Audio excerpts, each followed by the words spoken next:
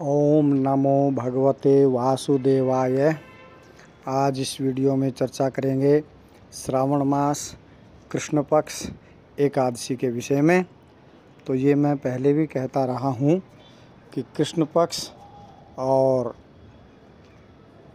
शुक्ल पक्ष दोनों ही एकादशियों का अपना विशेष महत्व होता है और सभी एकादशियाँ अपना अपना फल देने वाली होती हैं।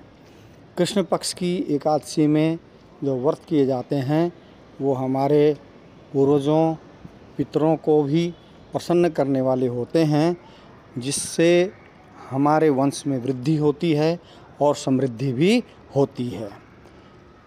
महाराज युधिष्ठिर ने भगवान कृष्ण से कहा कि आपने देवशयनी एकादशी के विषय में बताया, अब आप मुझे कृपया श्रावण मास कृष्ण पक्ष एकादशी के विषय में बताइए। उसका क्या नाम है, किस देव की पूजा करनी चाहिए और उससे क्या फल प्राप्त होता है, विस्तार से कहें।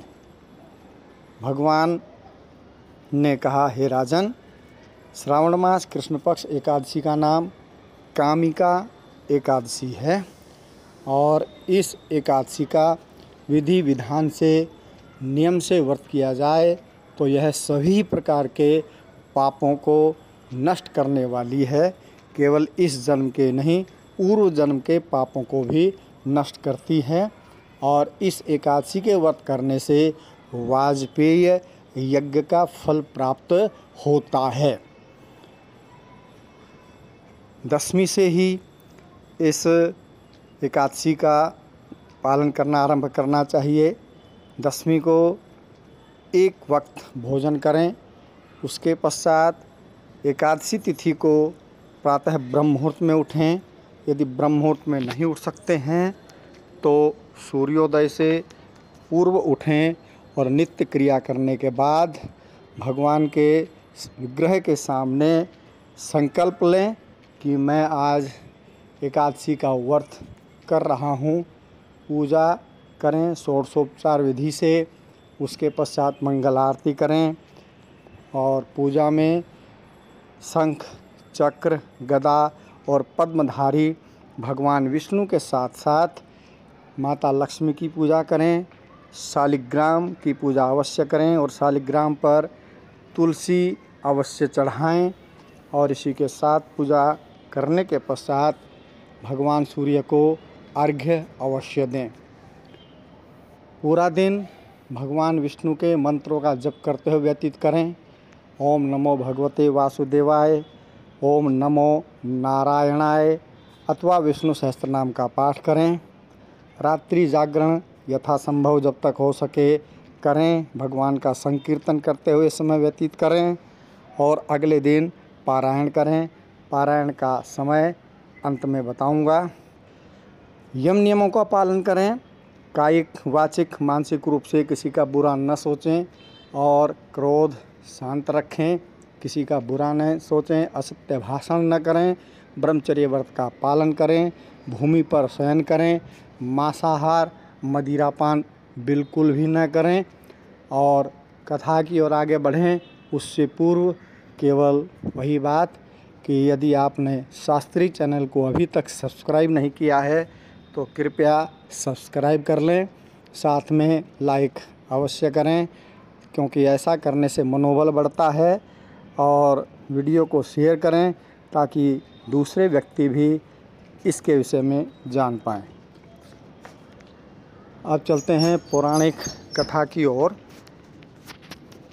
एक बार एक क्षत्रिय और ब्राह्मण में वाद विवाद हुआ और वाद विवाद यहाँ तक पहुँचा कि कलह हो गया और कलह करते करते दोनों में मार पिटाई तक हुई और मार पिटाई होते होते न चाहते हुए भी क्षत्रिय से ब्राह्मण की हत्या हो गई।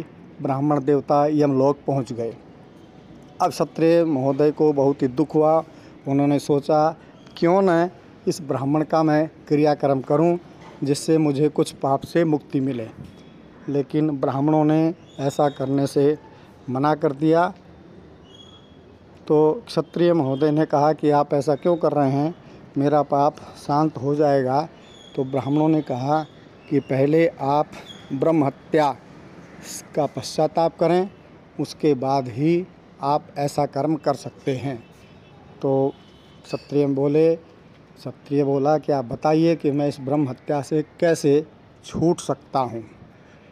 तो ब्राह्मणों ने कहा कि आप श्रावण मास कृष्ण पक्ष की जो एकादशी है उसका पूरे विधि विधान से पूजा करें तो आप इस ब्रह्म हत्या के पाप से छूट जाएंगे।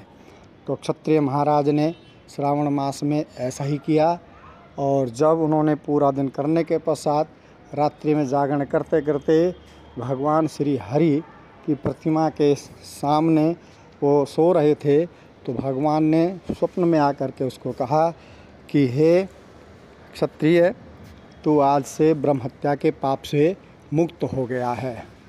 तो ऐसी है ये कामिका एकादशी जो इस जन्म के साथ साथ पूर्व जन्म के पापों से भी मुक्ति दिलाती है। पारण का समय रहेगा 1 अगस्त प्रातः 6:01 से 9:50 तक। वंदे मातरम।